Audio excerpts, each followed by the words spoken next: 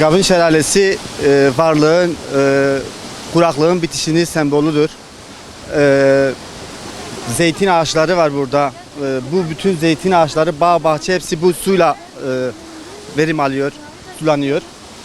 Buraya dışarıdan gelen, ziyarete gelen insanlar oluyor. Şelale akınca misafirler bütün illerden, yakın illerden geliyorlar ziyaret etmeye. Yani birkaç yıldan sonra, 2-3 yıldan sonra şelale tekrardan patladı. Bu karın yağışıyla, toprağın yumuşamasıyla sonra üstüne bir yağmur yağdı mı patlıyor. Bu bereketin müjdelisidir. Evet, doğal sudur. Yani dağdan geliyor. Hani böyle toprağın suya doymasıyla patlıyor dışarıya. Güzeldir. Biz sevindik. Biz seviniyoruz bunun patlamasına, şelalenin patlamasına. Bu dağların arasında Turcel Dağı var burada. Turcel Dağı'nın eteğinde zaten ki şelale. Deriye 4 kilometre uzaklıkta.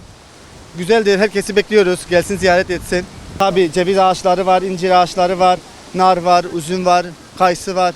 Bütün yeşillikler burada var. Bayağı bir güzel bir doğa alanı, yani yaşam alanı. Evet, inşallah devam eder. Yani güzel bir sevinçle geldik biz hepimiz. Biz de ziyarete geldik buraya. Şelale yokken kışın kimse gelmiyor ama şelale patlarken herkes geliyor. Güzeldir. Teşekkür ederim. Sağ olun siz de geldiğiniz için. Şu an Derik'teyiz. Derik'te Gap Şelalesi'nin olduğu yerdeyiz. Böyle bir yer olduğunu söylediler. Biz de geldik, çok da sevindik.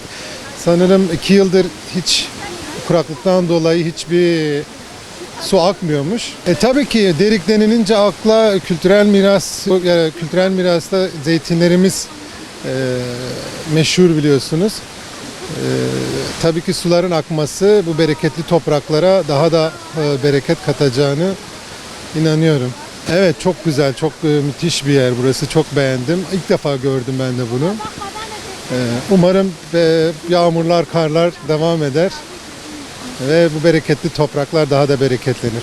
Evet, bahçe bayağı ben bilmiyordum bu kadar bahçelerin olduğunu, zeytin bahçesinin olduğunu.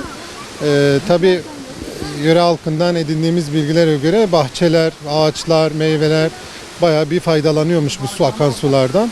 Çok mutlu oldum.